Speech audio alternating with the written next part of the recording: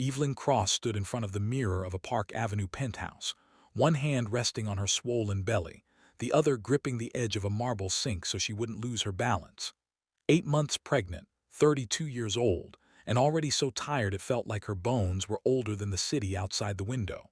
Behind her, Manhattan glowed. Yellow lights, moving cars, a skyline that promised power to those who could afford it. Tonight, her husband would stand beneath crystal chandeliers at the Plaza Hotel and talk about leadership, ethics, and family values. And Evelyn would smile beside him because that was her job now. On the bed lay a navy blue gown chosen not by her but by Vanessa Cole from Julian's communications team. Soft colors, Vanessa had said earlier. The public likes soft women. Evelyn hadn't argued. She rarely did anymore. Her phone vibrated. She reached for it instinctively, but Julian's hand was faster. Still checking messages. He asked, his voice calm, almost amused. "It was probably my brother," Evelyn said quietly. "Nathan just wanted to know if Julian turned the screen face down." "Your family makes you anxious," he replied. "And anxiety isn't good for the baby." He said it the way a doctor would, the way a man who owned the building, the car, the bank accounts, and most of her silence would. Downstairs, a black Mercedes waited. Julian slipped on his watch, adjusted his cuff links, and glanced at her reflection. "Tonight matters," he said. Investors press. One wrong look and people start asking questions." Evelyn nodded. She always nodded. As the elevator descended, her phone buzzed again in Julian's pocket. He glanced at it just for half a second, long enough for Evelyn to see the name on the screen. Vanessa. Julian smiled to himself. "We'll be late," he said. "There are things we need to settle when we get back." Something in his tone made Evelyn's stomach tighten, and not because of the baby. She pressed her palm harder against her belly, whispering words only she and the child could hear. At the plaza, cameras flashed. Julian transformed instantly, his arm warm and firm around her waist. "This is my wife," he told a reporter. "She's my strength." Evelyn smiled for the world, but as they turned away, Julian leaned close and whispered so softly no one else could hear. "Tonight is the last time you embarrass me." The ride back from the plaza was quiet in a way that made Evelyn's chest ache. Manhattan slid past the tinted windows of the Mercedes, lights smearing into long gold lines that looked almost soft, almost kind. Julian sat beside her, scrolling through emails on his phone. His face calm again, polished as if the man who had whispered that threat minutes earlier had never existed. Evelyn watched his reflection in the glass. His jaw was relaxed, his breathing steady. That calm scared her more than his anger ever had. "You barely spoke tonight," Julian said, without looking up. "I felt dizzy," she replied. The baby is fine," he cut in.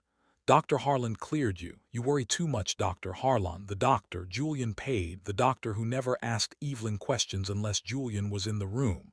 She turned her gaze to the city instead, one hand tightening around the fabric of her dress. Her phone buzzed in her clutch. This time Julian didn't take it. He glanced down, saw the name, and smiled faintly. "Your brother again?" he asked. "You really should stop filling your head with their panic." "They're my family," Evelyn said, the words barely louder than a breath. Julian finally looked at her. "I am your family now." The car slowed as they turned onto Park Avenue. Their building rose ahead, all glass and steel, guarded by a doorman who straightened the moment he recognized Julian. The elevator ride-up felt longer than usual, too quiet. The soft music piped in from hidden speakers did nothing to calm her nerves.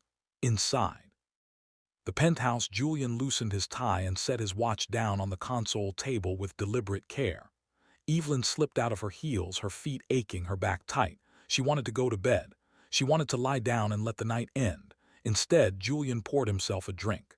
"You embarrass me," he said, swirling the amber liquid in his glass. Evelyn turned slowly. "I didn't say anything wrong. You don't need to speak to embarrass me," he replied. "People notice things. Face your posture, that look you get when you think you're invisible." "I was tired." "Everyone tired women don't get sympathy," Julian said flatly. "They get replaced." The word hung in the air between them. Replaced. Evelyn felt a familiar tightness creep into her chest. "Are you seeing someone else?" she asked, even though she already knew the answer. Julian laughed softly. "You're pregnant and emotional. Don't start imagining enemies." "Vanessa isn't imaginary." The glass stopped moving in his hand. Julian set it down slowly and walked toward her. Not fast, not angry, just controlled. "Vanessa works for me," he said. "She fixes problems." "You used to understand that. I used to be allowed to think," Evelyn said, her voice shaking now despite her effort to stay calm. That was when Julian's expression changed. Not rage, disappointment. "You're becoming a liability," he said, "and liabilities need to be managed." Evelyn took a step back, her hand instinctively covering her belly. "Please," she said, "let's talk tomorrow." End quote. Julian glanced at the stairs, then back at her. "No," he replied, "we're talking now." As he moved closer, Evelyn's phone slipped from her hand and hit the marble floor, lighting up with an incoming call from Nathan. And upstairs, unseen by either of them, the hallway security camera recorded everything until the screen suddenly went black. The first thing anyone heard was the siren. It cut through the quiet streets just before dawn, sharp and urgent, echoing between buildings that had seen everything and cared about nothing. By the time the ambulance doors slammed shut, Evelyn Cross was already unconscious, her body still, her hand curled protectively over her stomach, as if instinct alone could finish the job. Her strength no longer could. At the hospital, bright lights replaced darkness. Nurses moved quickly. Orders were called out. Someone asked how far along she was. Someone else asked who the father was. Julian answered every question with practiced calm, his voice steady, his hands clean, his suit still perfectly pressed. "She slipped," he said. "She's been under a lot of stress."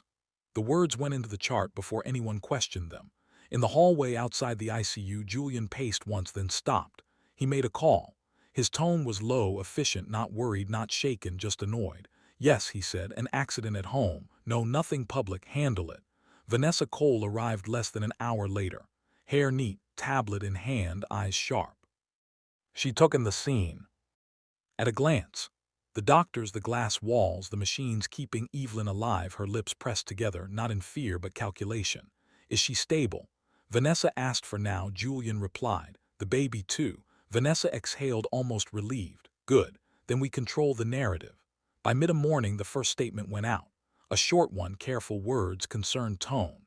Evelyn Cross, wife of Ashford Dynamics CEO Julian Ashford, was hospitalized early this morning following a fall at home. Doctors report she is receiving excellent care.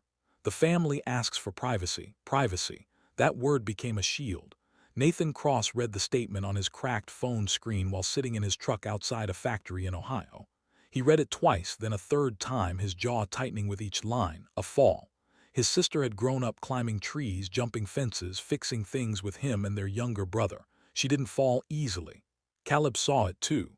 Somewhere between rides, the headline popping up on his Uber app. He pulled over, hands shaking, and called Nathan without thinking. "This isn't right," Caleb said. "You know that." Nathan was already packing.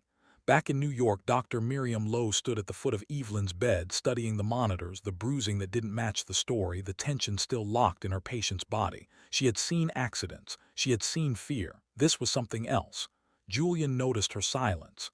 "Is there a problem, doctor?" Dr. Lowe met his eyes. "We're monitoring for complications," she said carefully. Vanessa stepped in smoothly. "We'll need to limit visitors. She's fragile." Julian nodded. "Only immediate family, I'm sure." Vanessa smiled. "Exactly." As the day wore on, calls came in. Board members, investors, a sympathetic journalist Julian trusted. Each conversation followed the same script. Concern, stability, control. No one mentioned the missing 9 minutes of security footage. No one mentioned the phone call Julian made before dialing 911. And no one yet noticed that in a quiet corner of the hospital, a nurse paused while reviewing Evelyn's intake notes, her brow furrowing as she whispered to herself, "This doesn't look like a fall at all." By noon, the story no longer belonged to the hospital. It belonged to the public.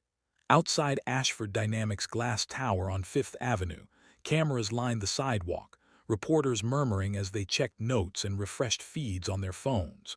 When Julian Ashford stepped out dressed in a charcoal suit with a black tie he rarely wore, the crowd fell silent. He looked like a grieving husband, pale, controlled, respectable.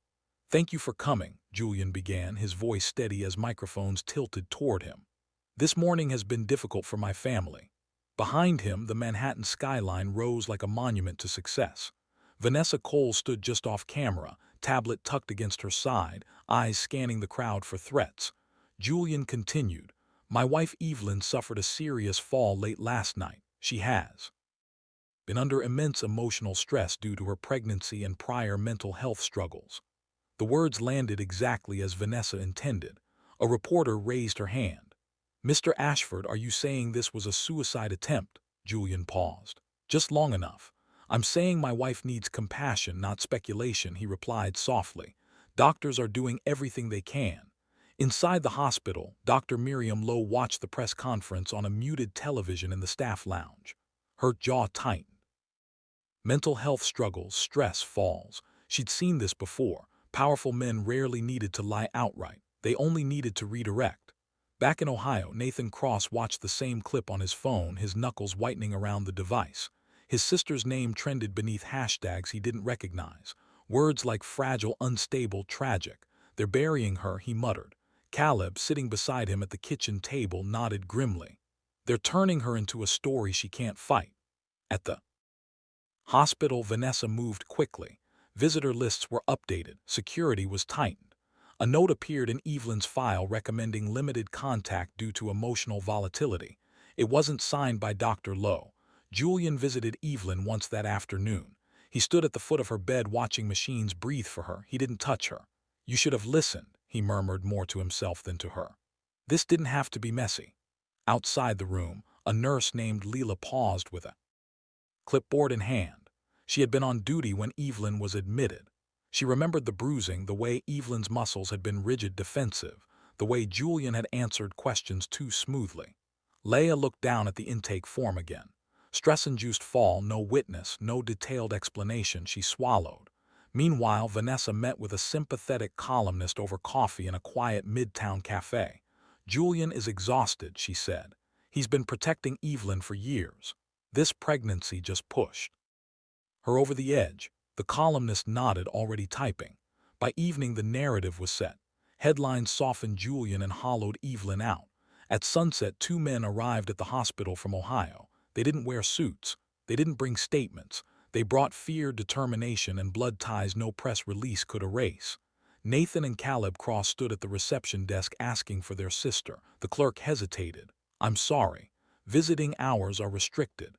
Nathan leaned forward, his voice low and calm. "That's my sister, and someone is lying about how she got here." Upstairs, as Evelyn lay motionless, a small change flickered across her monitor, almost imperceptible. A shift, a sign. And in Julian's penthouse, long after dark, Vanessa received a message from an unknown number that made her blood run cold. "We know the fall didn't happen." Nathan Cross hated hospitals. The smell of antiseptic, the way time stretched in hallways where people waited for news that could ruin them.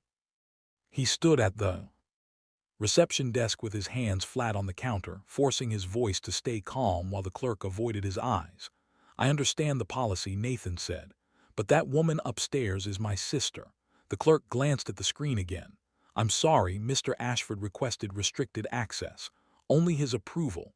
Julian Ashford doesn't get to decide who loves her." Caleb cut in. Caleb was shorter than his brother, thinner, wearing a jacket that still smelled faintly of car upholstery.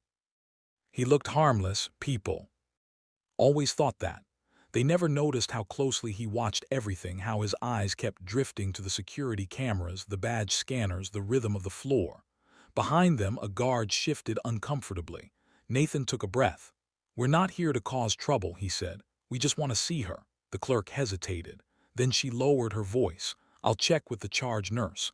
Minutes passed. The elevator dinged. Doctors moved by without looking at them. Caleb's phone buzzed, a notification. Another headline: CEO's wife battling mental health crisis. Sources say. Caleb showed it to Nathan. "They're killing her while she's still breathing." At that moment, Vanessa Cole appeared at the end of the hall, heels clicking sharply against the floor. She slowed when she saw them, her expression smoothing into polite concern. "You must be the brothers," she said. "Julian mentioned you might come." Nathan turned toward her. "Then he knows we're here." Vanessa smiled. "He's under lot of stress." "We all are. Evelyn needs quiet stability. She needs family," Caleb replied. Vanessa's eyes flicked briefly to his phone, then back to his face. Family can be complicated, she said, especially when emotions run high. Nathan stepped closer. Don't talk about my sister like she's a problem. For the first time, Vanessa's smile thinned. I'm talking about reality. The charge nurse arrived, clearing her throat.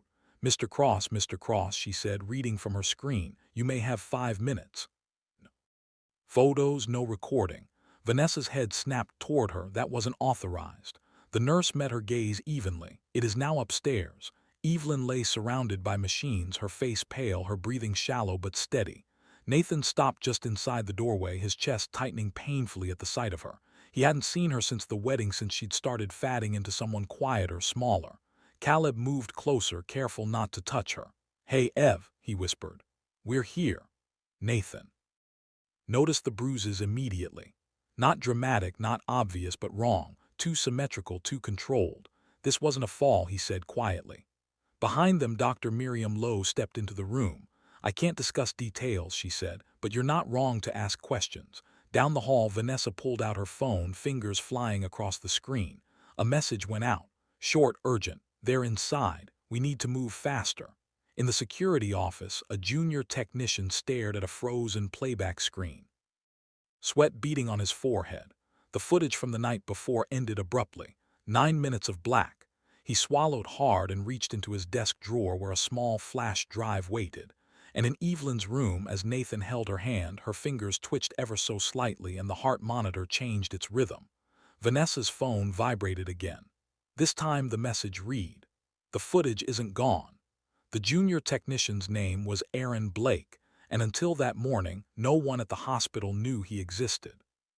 He sat alone, the security office staring at the paused frame on his monitor. The timestamp blinked red in the corner. 11:42 p.m., the exact moment the hallway camera outside the Ashford penthouse should have shown something. Instead, there was only darkness. 9 minutes of nothing. Aaron wiped his palms on his jeans. He'd been told it was a routine glitch, a system reset pushed remotely. He'd signed off on it without thinking. People like Julian Ashford didn't call it orders. They called it maintenance. But now 2 men from Ohio were in the ICU, and the woman on that gurney didn't look like someone who'd slipped on a stair. Aaron opened his desk drawer and looked at the flash drive again. He hadn't deleted the footage. He'd copied it first, out of habit, out of fear. His father had always told him, never erase your way out of a problem. Down the hall, Nathan and Caleb stood with Dr. Miriam Lowe just outside Evelyn's room. Her voice was low, careful. I can't tell you what to think, Dr. Lowe said. But I will say this, injuries tell stories, and sometimes the official story doesn't match the body. Caleb nodded slowly. Who controls the cameras? Dr. Lowe hesitated. Building security, but requests come from higher places. Nathan clenched his jaw like Julian. Dr. Lowe didn't answer. She didn't need to. Across the floor, Vanessa Cole paced near the elevators, her phone pressed tight to her ear. I don't care how, she hissed. Find out. Who let them in? She ended the call and turned just in time to see Caleb watching her. Their eyes met. Something unreadable passed between them. You look tired, Vanessa said coolly. This city can be overwhelming if you're not used to it. Caleb smiled faintly. Funny, I was thinking the same about you. Vanessa's phone vibrated, a new message. Her blood ran cold as she read it. Security backup exists, not deleted. She typed back immediately. Who has it? No response. In the ICU, a nurse named Leah adjusted Evelyn's IV and checked the monitor again. The numbers were stable, better than before. She's responding, Leah said quietly. Small things, fingers, heart rate. Nathan swallowed hard. Can she hear us? Sometimes, Leela replied. We don't fully understand it. Nathan leaned closer to his sister. Evelyn, he said softly. It's me, Nate. You're not alone. We're not going anywhere. Her fingers twitched again. This time there was no doubt. At the far end of the hospital, Aaron Blake stood up from his chair. He slid the flash drive into his pocket, heart pounding. He knew what this meant. Whistleblowers didn't last long in places like this, but neither did lies. He stepped into the hallway and nearly collided with Vanessa Cole. She looked at him. He looked at her for half a second. Neither spoke. Then Vanessa smiled. You work security, right? She asked pleasantly. We may need to review some footage. Aaron nodded, forcing his voice steady. Sure, he said. Which footage? Vanessa's eyes searched his face, sharp and suspicious. "The night Evelyn fell," she replied. Aaron met her gaze and said the most dangerous words of his life. "I was just about to ask you the same thing." Somewhere above them, unseen and unheard, the truth waited on a tiny piece of plastic. And for the first time since the sirens, Julian Ashford's perfect control began to slip. Aaron Blake didn't go back to the security office right away. He walked past it down the corridor, through a service stairwell that smelled like dust and old paint. His heart hammered so hard he was sure someone could hear it. Every step felt louder than it should have. Every shadow looked like Vanessa Cole waiting to corner him again. The flash drive in his pocket felt heavier than it had any right to. 3 floors above, Nathan sat beside Evelyn's bed, counting her breaths the way he used to count steps when they crossed busy streets as kids. In, out, in, out. The machines beeped steadily, but his nerves refused to calm. Caleb stood near the window, phone pressed to his ear. "I don't care what it takes," he said quietly. "Find me a lawyer in New York who knows domestic violence and corporate cover-ups." He hung up and turned to Dr. Miriam Lowe. "If we get proof," he asked, "will it matter?" Dr. Lowe hesitated. "Proof always matters," she said, "but who you give it to matters just as much." Downstairs, Vanessa Cole slipped into a private waiting room and locked the door behind her. She dialed Julian immediately. "They know," she said the moment he answered. "The brothers are inside. Someone saved the footage." Julian was silent for a beat too long. "Who?" "I don't know yet," Vanessa said, "but we need to move before it surfaces." Julian's voice hardened. "Then find it and make sure it never leaves the building." Vanessa ended the call and stared at her reflection in the darkened TV screen. She told herself this was still manageable. It always was. People panicked. She cleaned up. That was her role. She didn't notice the small red light blinking above the television. Back in the stairwell, Aaron stopped and leaned against the wall, breathing hard. He pulled out his phone and opened a message thread he hadn't used in years. His older sister, a public defender in Brooklyn. "I need help," he typed. "I have evidence, powerful people involved." The reply came faster than he expected. "Don't talk to anyone else." "Where are you in the ICU?" A nurse adjusted Evelyn's blanket. Nathan noticed something different about his sister's face. Less tension, as if her body at least had stopped fighting. "She's stronger than they think," he murmured. Caleb nodded. "So are we." The elevator doors opened down the hall and Vanessa stepped out, her heels sharp against the floor. She scanned the area and spotted Aaron just as he turned the corner. "There you are," she said smoothly. "I was looking for you." Aaron forced a polite smile. "Busy night, unfortunate situation." Vanessa replied, "Mr. Ashford wants a full review of last night's footage." "All copies, all copies," Aaron echoed. "Yes," she said, stepping closer, "including backups." Aaron met her eyes. For a moment he saw something flicker there, not confidence, fear. "I'll need that request in writing," he said. Vanessa's smile froze. "That won't be necessary." "It will for me," Aaron replied, his voice steadier now. "Policy." Vanessa leaned in, her voice dropping. "You don't want to be on the wrong side of this." And Aaron thought of Evelyn, of the bruises, of 9 minutes of darkness. "I think I already am," he said. Upstairs, Evelyn's monitor beeped faster, her fingers curled weakly around Nathan's, and in Aaron's pocket the flash drive pressed against his leg like a warning, holding a truth that could destroy a city's favorite CEO. By the second night, the hospital no longer felt neutral. It felt watched. Nathan sensed it first. The way security guards lingered too long near Evelyn's room. The way nurses lowered their voices when Julian Ashford's name came up. Power had a smell and it was everywhere. Caleb felt it too, but he focused on details instead of fear. Patterns, timing, who walked where and when. "They're tightening the circle," Caleb said quietly as he stood near the window. "Manhattan glowing below, which means we're closer than they want." Nathan looked down at his sister. Her breathing was steadier now, but she still hadn't opened her eyes. "Closer to what?" "Truth," Caleb replied, "and they're about to make a mistake." Across town, Julian Ashford sat alone in his penthouse office, jacket off, sleeves rolled up. His phone buzzed nonstop, but he ignored it, staring instead at the city he believed he owned.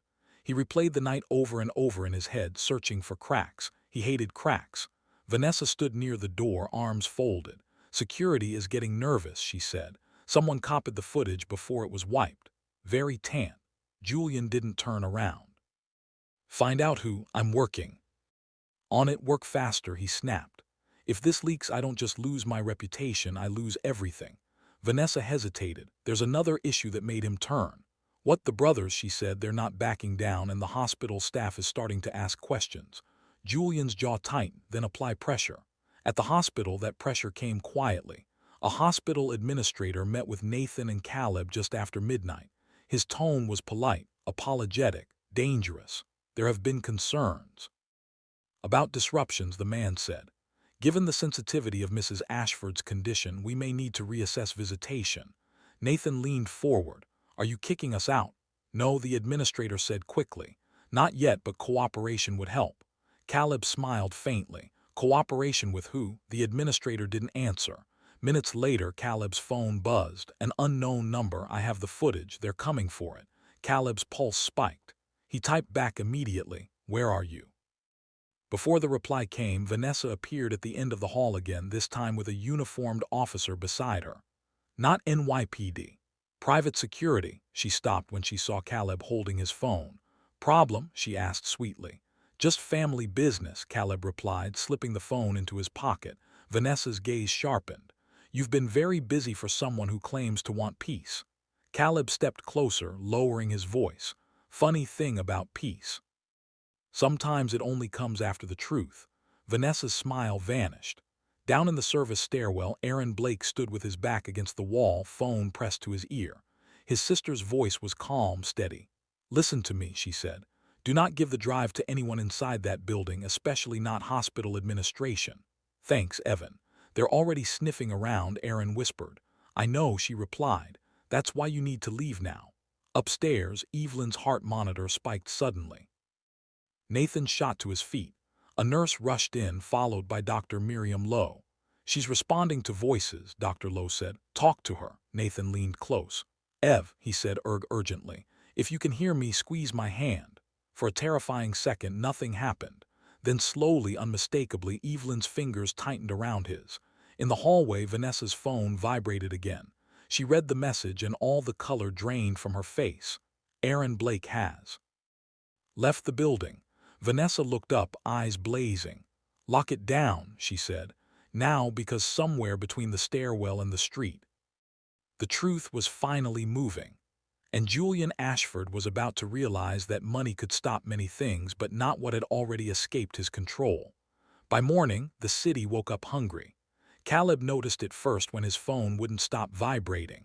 Missed calls, unknown numbers, news alerts stacking on top of each other like falling dominoes.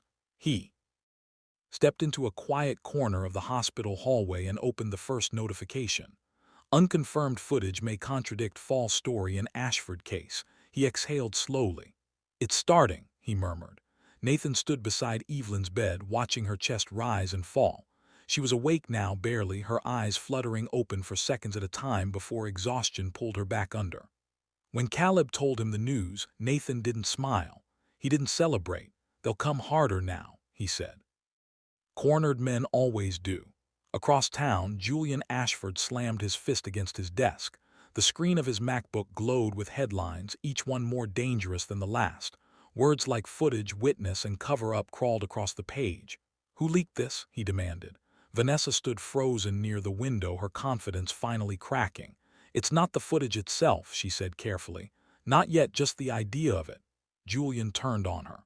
Ideas destroy empires faster than facts. His phone rang. A board member, then another.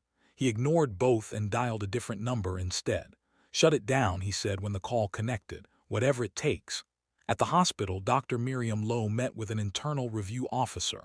Her posture stiff, her words precise. She didn't accuse. She didn't speculate.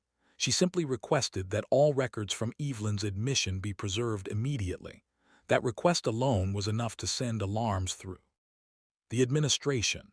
Meanwhile, Aaron Blake sat in the back of a crowded diner in Queens, a half-finished coffee growing cold in front of him. He watched the door constantly, the flash drive taped securely beneath the table with shaking hands. His sister sat across from him, calm as stone. You did the right thing, she said. People like him don't lose, Aaron replied. They delay, they threaten, they bury. She leaned forward. Not when the story escapes them. Back at the hospital, Vanessa Arrived with a smile that didn't reach her eyes, she approached Caleb first, her voice low. "You should take your sister home," she said. "Before this turns ugly." Caleb looked at her steadily. "It already did, you just didn't think anyone would survive it." Vanessa's jaw tightened. "You think you're winning," she said, "but you don't understand the cost." Before Caleb could reply, a nurse rushed past them. "Dr. Lowe needs you," she said urgently. Inside Evelyn's room, the television was on. Not loud, just enough. Julian Ashford's face filled the screen as he stepped up to a microphone outside his building, jaw clenched, eyes hard. "There has been misinformation," Julian said. "My wife is ill and I will not allow opportunists to exploit her condition." Evelyn's eyes opened fully for the first time. She looked at the screen, at Julian, at the lie. Then she turned her head toward Nathan and whispered, barely audible but unmistakably, "Clear, he's lying." The room went still, and somewhere across the city a video file finished uploading. The room didn't breathe for a second after Evelyn spoke.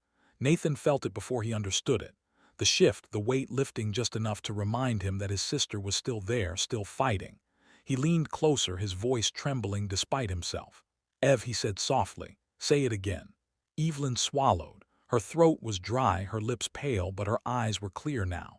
Clear in a way Nathan hadn't seen in years. "He's lying," she repeated, a little stronger this time about everything. Caleb stood frozen near the door, his hands clenched into fists. For weeks they had been fighting shadows, press releases, legal language, smiling faces that hid knives. And now, finally, the truth had a voice. Dr. Miriam Lowe stepped forward, her professional composure slipping just enough to reveal emotion. "Evelyn," she said gently, "do you know where you are?" "In the hospital," Evelyn replied. "Because my husband hurt me." The words landed like thunder. Outside the room, a nurse stopped walking. Another slowly turned. This wasn't a rumor, this wasn't a leak. This was a patient conscious nomming her abuser. Dr. Lowe straightened. "I'm calling this in," she said officially. Nathan reached for his sister's hand. "Careful, Reverend. You don't have to do everything at once," he told her. "Just breathe." Evelyn nodded faintly. "I'm not scared anymore," she whispered. "Not of him, it's Juan." Across the city, Julian Ashford watched the same press conference replay on mute from his office. His phone buzzed repeatedly on the desk, but he didn't answer. He was already calculating, already adjusting. He told himself this was just another obstacle. Vanessa burst into the room without knocking. "The footage," she said, "it's gone public. Not all of it. Enough." Julian turned slowly. "Enough for what?" "For people to start asking questions you can't control," she replied. "And there's more. Evelyn is awake." Julian's expression hardened. "That doesn't change anything, it changes everything." Vanessa snapped. "If she talks, she won't," Julian said coldly. "She's unstable, that's the story." Vanessa stared at him, something like doubt finally creeping into her eyes. For the first time, she wondered if she had bet on the wrong man. Back at the hospital, a police officer stood just outside Evelyn's room, speaking quietly into his radio. The hospital administrator returned. No longer polite, no longer evasive. "We'll need a formal statement," he said. "You'll get it," Dr. Lowe replied. "When she's ready." Evelyn squeezed Nathan's hand again. "I remember," she said suddenly. "The stairs, the words he said before." Caleb stepped closer. "What words?" Evelyn took a slow breath. "Each inhale a battle," he said. "The baby made me weak, that I was ruining him." Caleb closed his eyes briefly, steadying himself. Outside, reporters gathered again, sensing blood in the water. Phones were raised, questions shouted, and deep in the city's digital bloodstream, the video file continued to spread. Copied and recopied, impossible to pull back. Evelyn Cross had survived. She had spoken, and for the first time since that night at the plaza, the story was no longer Julian Ashford's to tell. By the next morning, Manhattan felt different. Not louder, not angrier, just alert. The way a city gets when something powerful has slipped. News. Vans crowded the curb outside the hospital. Their satellite dishes pointed skyward like metal flowers. Reporters whispered into phones, checking sources, chasing confirmations that no one wanted to give on record yet. Nathan watched it all from the window of Evelyn's room. "They're circling," he said quietly. "They should," Caleb replied. "For once, it's not us they're hunting. Thanks for watching." Inside the room, Evelyn rested with her eyes closed, exhausted but stable. Speaking had taken more out of her than she admitted. Still, Her grip on reality felt firm now, anchored by the truth she had finally let out. Dr. Miriam Lowe entered with a clipboard and a look she didn't bother to soften. Hospital administration has notified the police formally, she said. This is no longer an internal matter. Nathan exhaled slowly. About time. I never across the city. Julian Ashford sat in a conference room with floor-to-ceiling windows overlooking the skyline. The board of Ashford Dynamics appeared on a massive screen, faces tense, some angry, others afraid. This is becoming untenable. One board member said, our stock dipped 6% overnight. Julian kept his hands folded, calm on the surface. This is a family issue being exploited, he said. I can contain it. Another voice cut in. Can you? Silence followed. Vanessa sat just out of frame, her tablet untouched. She hadn't slept. For the first time in years, she felt the ground shifting beneath her feet. At the hospital, 2 detectives arrived, plain clothes, no drama. They spoke with Dr. Lowe first, then with Nathan and Caleb.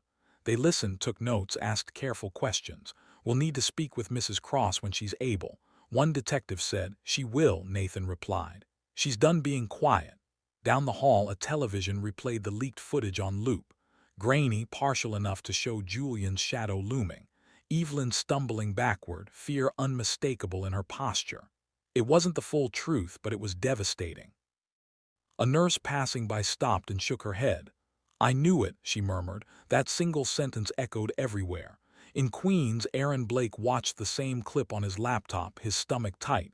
His sister stood behind him, hands on his shoulders. You did this, she said softly. No, Aaron replied. She did, back in the boardroom. A legal advisor spoke carefully. Given the circumstances, it may be wise for Mr. Ashford to step back temporarily. Julian's eyes flashed. I'm not stepping down. The advisor met his gaze, then the board may have no choice. At the hospital, Vanessa appeared one last time outside Evelyn's room. Her posture was still elegant, but her voice wavered. This could get very ugly, she said to Caleb, for everyone. Caleb looked at her steadily. It already has. You just thought you'd be on the safe side of it. Vanessa swallowed. She glanced at the door at the woman inside who had shattered the narrative with 3 words. He's lying. As dusk settled over the city, police lights reflected off glass towers and quiet streets alike.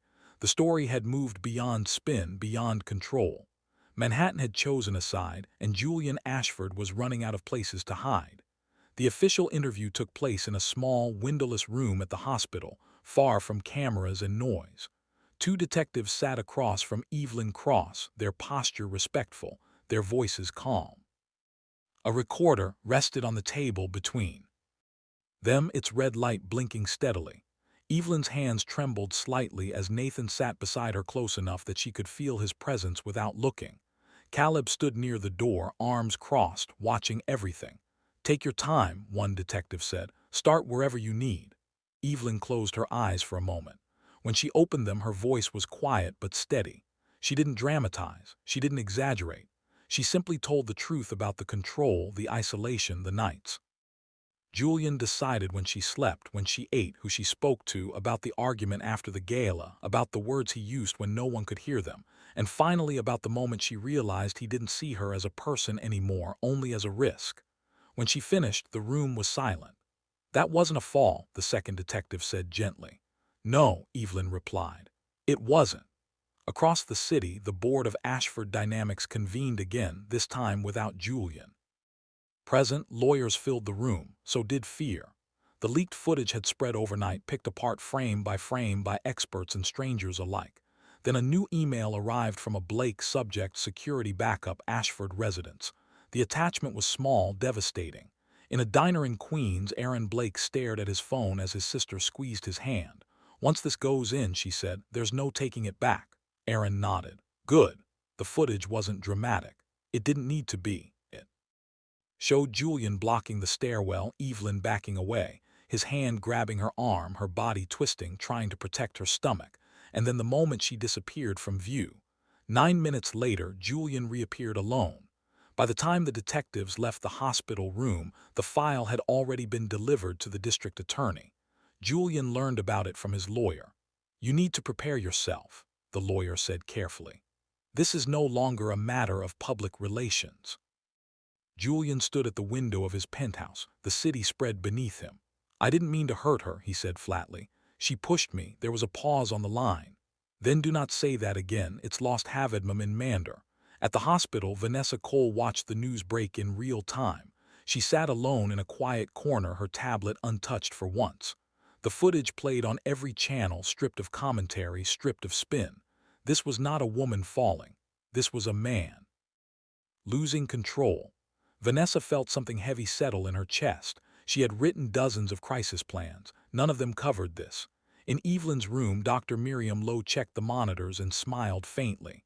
Your vitals are strong, she said. Both of you. Evelyn rested a hand over her belly. For the first time in months, she felt something close to peace.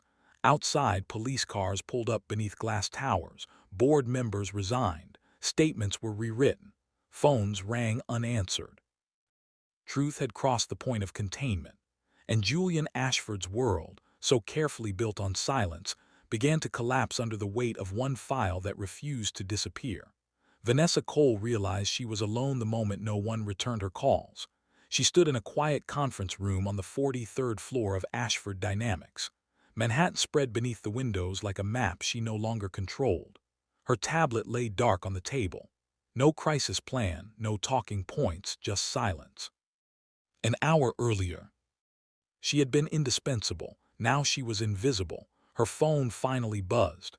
Not Julian, not legal, an unknown number. We need to talk today. HB Vanessa knew that initial. Helen Brooks, the attorney whose name had started appearing at the bottom of every article she feared. Evelyn's lawyer. At the hospital, Evelyn sat upright for the first time, pillows stacked behind her back. The effort left her exhausted, but her eyes were clear. When Helen Brooks entered the room carrying a slim folder, Evelyn felt something unfamiliar, relief. They're circling, Helen said calmly, which means they're about to sacrifice someone, and we plead Mart. Nathan crossed his arms. Julian, Helen shook her head, not first, someone closer, someone convenient. As if summoned by the words, Vanessa walked into the hospital an hour later, escorted by no one. No confidence, no smile, just a tight jaw and eyes rimmed with red. She stopped short when she saw Evelyn sitting up. You're awake, Vanessa said softly. Evelyn met her gaze. I am, Vanessa swallowed. Julian is telling people I acted without his knowledge, that I exaggerated, that I pushed the mental health angle too hard. Helen stepped forward. Did you? Vanessa looked between them. Yes, she said, but I didn't invent him. I didn't invent the way he talked about her. About the baby, Evelyn's hand tightened on the blanket. Vanessa continued, her voice cracking now. He said, if the child complicated things, it would be handled. I thought he meant lawyers. Thought. She stopped. I wanted his approval, that's the truth. Silence filled the room. Helen opened the folder. We're offering you a choice, she said. Full cooperation, documents, messages, audio, everything. In exchange, we don't bury you. Vanessa laughed weakly. You think I have leverage, you have proximity, Helen replied. And guilt. Vanessa looked at Evelyn again. For the first time, she didn't look down on her. She looked ashamed. I didn't think you'd survive, Vanessa said quietly. Evelyn held her gaze. Neither did he. Thank you for watching. That afternoon, Vanessa walked into the district attorney's office carrying a drive of her own. Emails, draft statements, a recorded call where Julian laughed and said, if she breaks, she breaks. By evening, the headlines changed tone. CEO distances himself from advisor amid expanding probe. Inside Ashford Dynamics, board members resigned preemptively. Stock continued to slide. Julian's name was no longer followed by Visionary but by alleged 10. At sunset, police arrived at Julian's penthouse with a warrant. From her hospital bed, Evelyn watched the news without speaking. Nathan stood beside her. Caleb leaned against the wall, arms folded. They're eating each other, Caleb said quietly. Evelyn rested a hand on her stomach. The baby kicked strong and certain. No, she said. They're just finally facing consequences of one no. And somewhere downtown, as Julian Ashford stared at flashing lights through glass he once believed unbreakable, he realized too late that the woman he tried to erase had become the reason his world was ending.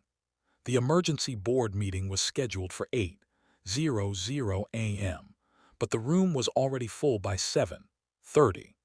Men and women who once praised Julian Ashford's vision now avoided his eyes, whispering behind legal pads and glowing laptops.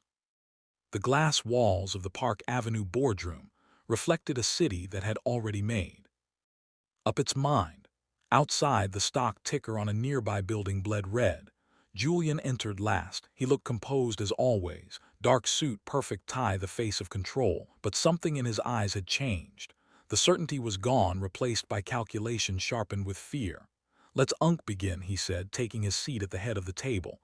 "This company doesn't need panic, it needs discipline." End quote. No one responded. The general counsel cleared her throat. "Before we proceed, the board has voted to place you on temporary administrative leave effective immediately." Julian's jaw tightened. "On what grounds?" "Risk exposure," she replied. "Criminal investigation brand collapse." Julian laughed once, sharp and humorless. "You're choosing headlines over leadership." A board member leaned forward. "We're choosing survival." In 40 across town, Evelyn watched the meeting unfold on a muted television. Helen Brooks stood beside her hospital bed, arms crossed, listening to updates through an earpiece. "They're cutting him loose," Helen said quietly. "Exactly as expected," Nathan shook his head. "After everything he did, they just remove him for now," Helen replied. "Powerful men fall in stages." Back in the boardroom, Julian stood abruptly. "You're making a mistake. I built this company," end quote, "and you're destroying it." Another board member said, "Step away, Julian." Security appeared at the door, not to arrest him, just to escort him out. As Julian walked past the table, his phone vibrated. A message from Vanessa. "I gave them everything." He stopped mid-step. The room blurred. Years of manipulation, leverage, loyalty purchased and discarded, all undone by the one person he believed he controlled completely. At the hospital, Vanessa sat alone in a small interview room with detectives, her shoulders slumped, her voice. She signed her statement without hesitation. Each signature felt like cutting a cord she should have severed long ago. "I know he'll blame me," she said quietly. One detective nodded. "He already has." Vanessa closed her eyes. "Let him." That afternoon, Julian returned to his penthouse for the last time as a free man. Drawers were empty, accounts frozen. The silence inside the apartment felt heavier than any prison cell. He poured a drink with shaking hands. Across the city, Evelyn stood with assistance, her legs weak, but steady enough to carry her to the window. She looked down at the streets far below, at the movement of life continuing without him. "He always said I was nothing without him," she said softly. Caleb stood beside her. "Funny how quiet he is now." Helen checked her phone, then looked up. The district attorney just approved the arrest warrant. Evelyn didn't smile. She placed a hand over her belly, feeling a slow, reassuring movement from within. "Good," she said. "Then it's finally over." But as police lights began to flash outside the penthouse below, Julian Ashford made one last call, one that would prove he still hadn't learned the most important lesson of all. And when Evelyn's phone rang moments later, an unfamiliar number lighting the screen, she knew the storm wasn't finished yet. Evelyn stared at the phone as it vibrated again on the tray beside her bed. Unknown number, Manhattan area code. For a moment the room felt smaller, the air heavier, as if the past had found a way to slip through the cracks. Nathan reached for it instinctively. "Don't," Evelyn said. Softly, "I want to hear him," she answered and put it on speaker. "Evelyn," Julian's voice said, low and controlled like it used to be. "We need to talk." Caleb's shoulders stiffened. Helen Brooks lifted a hand, signaling silence, already recording. "You shouldn't be calling me," Evelyn replied. "I shouldn't be a lot of things right now," Julian said. "But here we are." Outside the hospital window, sirens wailed faintly. Julian exhaled, then continued. "You don't understand what you're doing. These people, your lawyer, your brothers, they'll destroy everything. There's still time to stop this." Evelyn closed her eyes. For years that tone had worked. Calm, reasonable, framing his control as protection. "Stop what?" she asked. "The statement," Julian said. "The cooperation. We can say this was a misunderstanding, stress pregnancy. I'll take care of you, of the baby." Nathan's jaw clenched. Caleb shook his head slowly, disbelief written across his face. "You already tried to take care of me," Evelyn said. "That's why I'm here." Julian's breath hitched just barely. "You're being influenced. I'm being honest." Silence stretched between them. When Julian spoke again, the mask slipped. You think the world will side with you, he said. I built this city's trust. I funded their hospitals, their campaigns. You think one woman changes that? Yes, Evelyn said quietly. I do, Julian laughed, sharp and bitter. Then let me make this simple. Withdraw your statement and I won't. Contest custody. The room went still. Helen's eyes hardened. Nathan took a step forward, then stopped himself. You don't get to bargain with my child, Evelyn said, her voice steady. You don't get to say his name. Julian's tone turned cold. Be careful. Evelyn leaned back against the pillows, one hand resting over her belly. I am for the first time. There was a knock at the door. A police officer stood just outside, speaking quietly to hospital security. Helen checked her phone then. Met Evelyn's gaze and nodded once. Julian, Evelyn said, they're coming for you. Another pause, longer this time. You did this, Julian said, the control finally cracking. No, she replied, you did. The line went dead. Across the city, Julian Ashford stood in his darkened penthouse as red and blue lights painted the walls. He looked at his phone, then at the door, as if considering one last move. Somewhere deep down, he still believed he could talk his way out. At the hospital, Evelyn exhaled, her body trembling as the adrenaline faded. Nathan took her hand. Caleb stood watch by the door. Helen pressed stop on the recording. That call helps us, Helen said. A lot. Evelyn nodded, tears finally slipping free, not from fear but from release. And as the city braced itself for what would come next, one truth settled quietly in the room. Julian had just sealed his own fate, because the moment he tried to negotiate a child's future, he crossed a line no power could erase. The knock came at exactly 9:17 p.m. It wasn't loud. It didn't need to be the kind of knock delivered by people who already knew you had nowhere to go. Julian Ashford stood frozen in the center of his penthouse living room, the city lights of Manhattan flickering against the glass behind him. For the first time in his life, the silence didn't feel obedient. It felt judgmental. Another knock. He straightened his jacket out of habit, as if appearance still mattered. As if power could be buttoned back into place.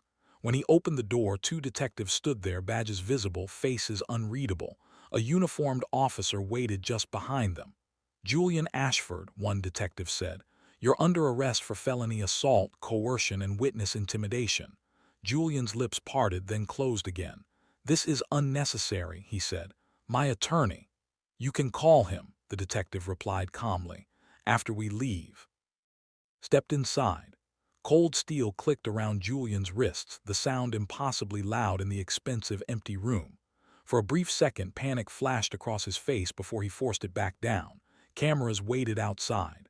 By the time Julian was led through the lobby, flashes exploded like fireworks. Someone shouted his name. Someone else shouted a question he didn't answer. Across the city, Evelyn watched the arrest on television from her hospital bed. She didn't feel joy. She felt still. Nathan stood behind her, hands resting on the back of her chair. It's done, he said quietly. No, Evelyn replied. It's begun, he said. At the precinct, Julian sat in a holding room, his tie removed, his confidence stripped down to raw calculation.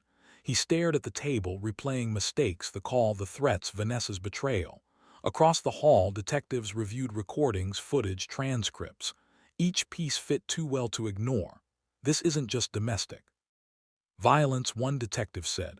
This is a pattern. Back at the hospital, Helen Brooks closed her laptop and exhaled.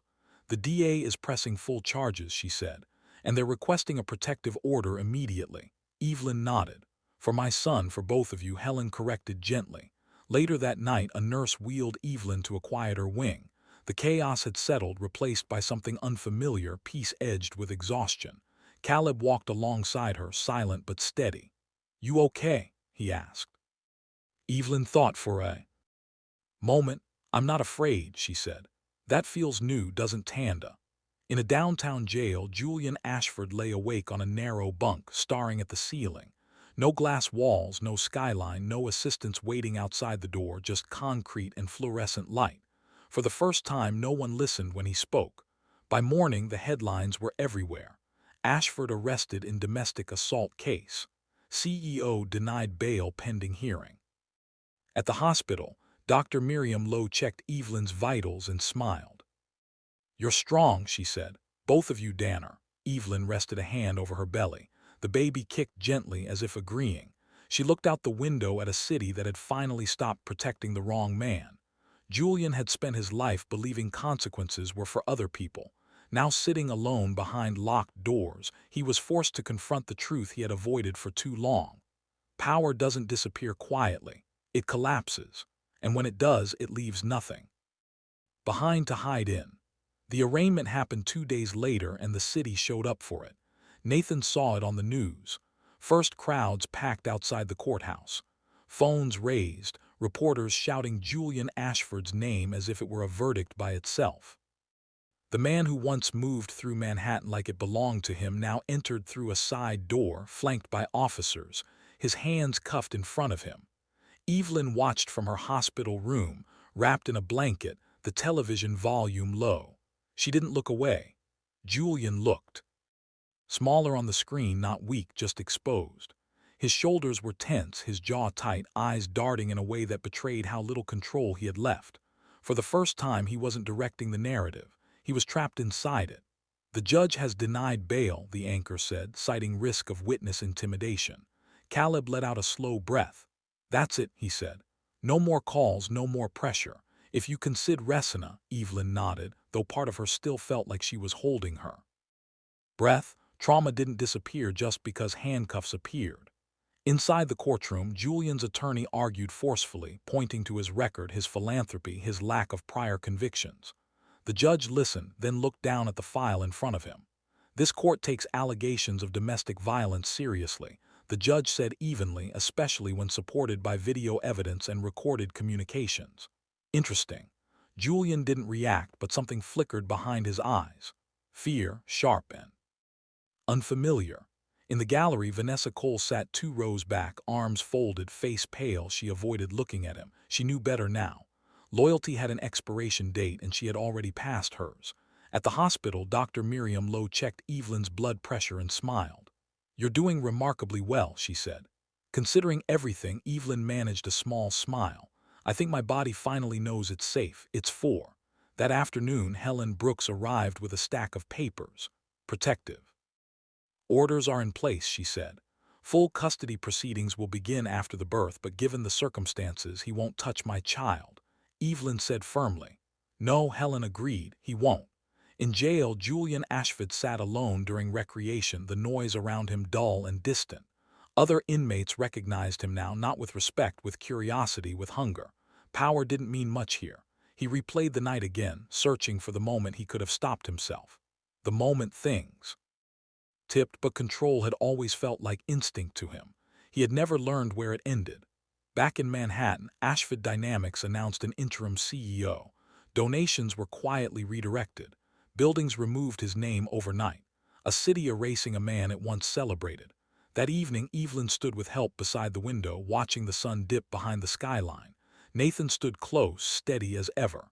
Caleb leaned against the wall, arms crossed, eyes sharp but calm. "Do you regret it?" Nathan asked. Gently, Evelyn shook her head. "I regret staying silent," she said, not speaking. She felt the baby move, strong and deliberate, and for the first time she allowed herself to imagine a future not shaped by fear. On the news, the anchor spoke again. "Ashford's next hearing is scheduled for next month. Prosecutors say this is only the beginning." And for it, Evelyn turned off the television. She didn't need to watch him fall anymore. She was already rising. Labor began just before sunrise. Evelyn woke to a deep tightening pain that stole the air from her lungs and replaced it with something raw and unstoppable. For a moment, panic flickered through her chest. Then she breathed slow, measured. This pain was different. This pain was not violence. It was life demanding its way forward. Nathan was awake instantly. Caleb followed seconds later, already pressing the call button. "It's time," Evelyn whispered, one hand gripping the sheet, the other instinctively moving to her belly. Her voice shook, but there was no fear in it now. Nurses filled the room. Dr. Miriam Lowe arrived calm and focused, her presence grounding. Orders were given. Monitors beeped faster. The city outside the window faded into background noise as Evelyn was wheeled down the hallway, the ceiling lights blurring overhead. In the delivery room, time fractured. Pain came in waves, fierce and consuming, then receded just enough for Evelyn to catch her breath. She screamed once, then laughed weakly through tears. "I can do this," she said, aloud as much to herself as to anyone else. "Yes, you can," Dr. Lowe replied firmly. Nathan stood near her head, his face pale but steady. Caleb paced near the wall, hands clenched, eyes never leaving his sister. Between contractions, Evelyn Unk's mind wandered in strange flashes. The penthouse, the gala lights, Julian's voice. Then those images shattered, replaced by something stronger. Her brothers, the hospital room. The moment she spoke, this was not the end of her story. This was the beginning. Hours later, when her body felt like it had nothing left to give, a cry cut through the room. Sharp, alive, real. "There he is," Dr. Lowe said with a smile that reached her eyes. The nurse placed the baby on Evelyn's chest, warm and squirming, his tiny fists clenched like he was already fighting for his place in the world. Evelyn broke down completely, then sobbing as she wrapped her arms around him. "Hi," she whispered. "I'm your mom." Nathan turned away, wiping his eyes. Caleb let out a shaky breath he hadn't realized he was holding. Outside the delivery room, the world kept spinning. News updates scrolled. Legal filings moved forward. Julian Ashford remained in custody, his name still dominating headlines. But inside that room, none of it mattered. Later, when the room was quiet and the baby slept against her chest, Evelyn stared down at his face. He was perfect. Not because he was flawless, but because he was hers. Helen Brooks arrived, softly, careful not to disturb them.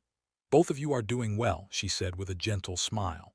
"That matters more than any court date," Evelyn nodded. "I didn't think I'd get this," she said quietly. "Peace." Helen met her gaze. "You earned it." That evening, as the sun dipped behind the skyline, Evelyn stood at the window with help, holding her son close. The city glowed below, indifferent and beautiful. She didn't feel like a survivor. She felt like a mother.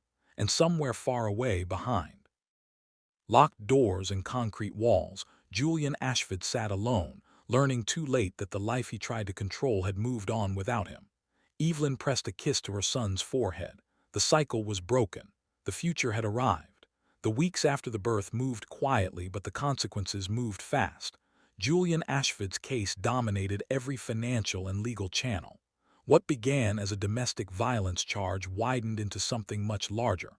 Prosecutors followed the trail, the footage exposed. And it led them to places Julian had always believed were untouchable. Altered records, coerced silence, money used to smooth over truth. Each day brought another headline. Former CEO faces additional charges. Ashford dynamics under federal review. Board members testify in expanding case. Evelyn read none of them. She spent her days in a small, sunlit room at the hospital's recovery wing, learning the rhythm of her son's breathing, memorizing the weight of him in her arms.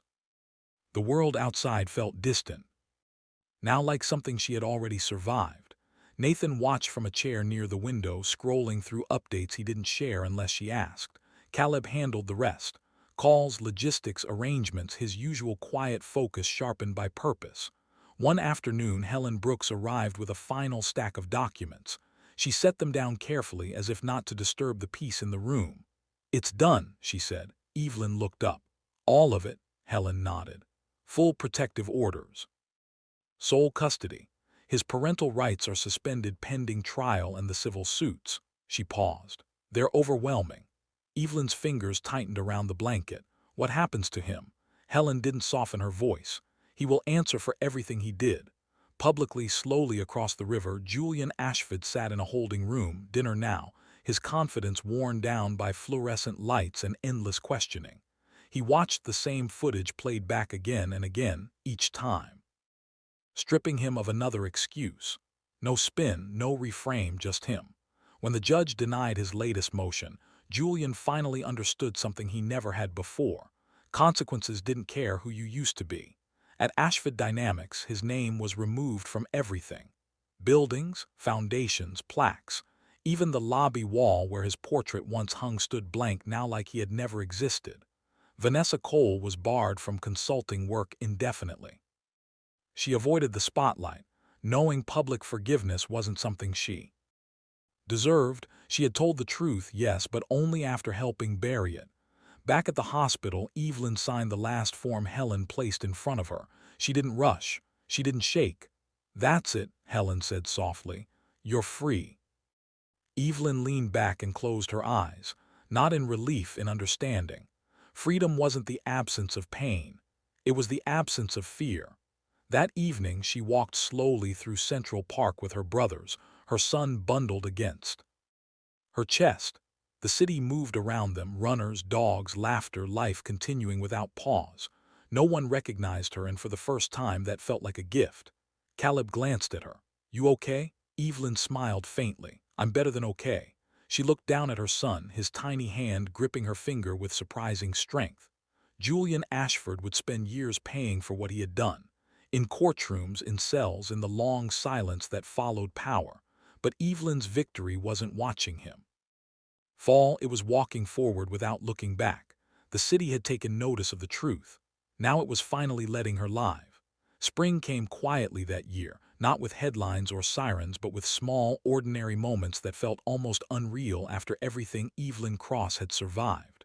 Morning light through thin curtains, the soft weight of her son sleeping against her chest, coffee cooling on the kitchen counter because she forgot it was there. She no longer lived in Manhattan.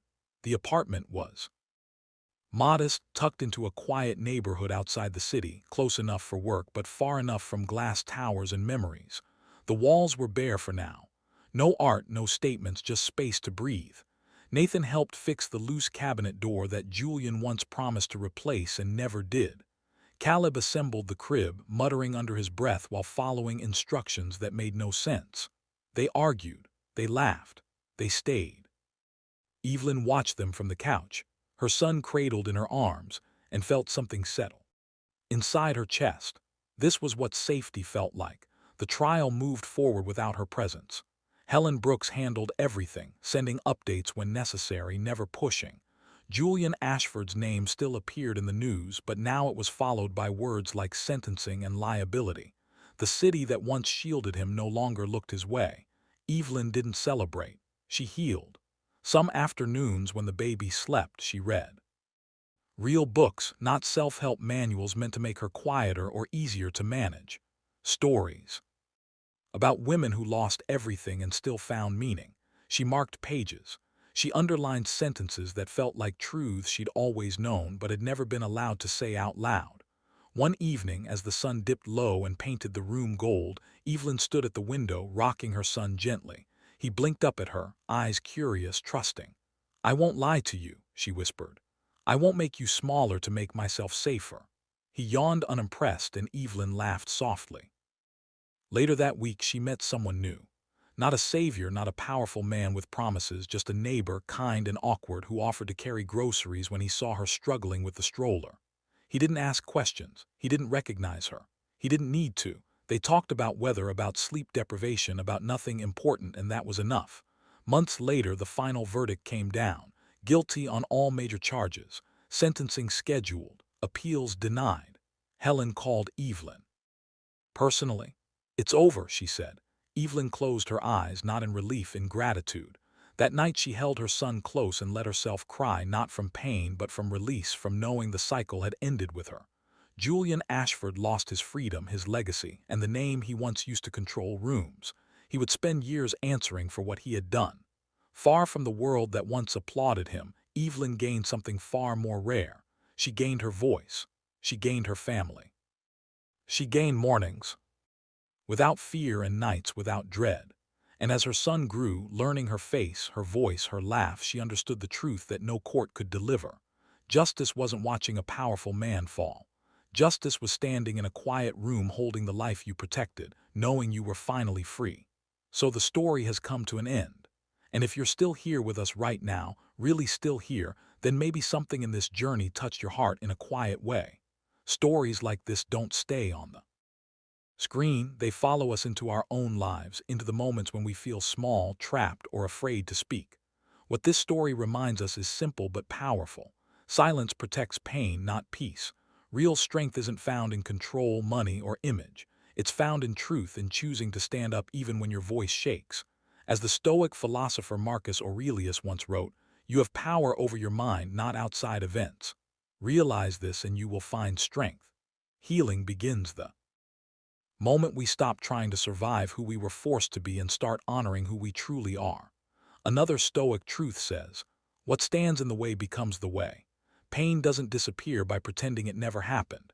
It becomes the path that teaches us boundaries, self-respect, and compassion for ourselves and others. Like Evelyn, we don't heal by winning revenge. We heal by reclaiming our lives. If this story moved you, if it reminded you that you are not alone, please like this video, share it with someone who might need it, and subscribe to our channel.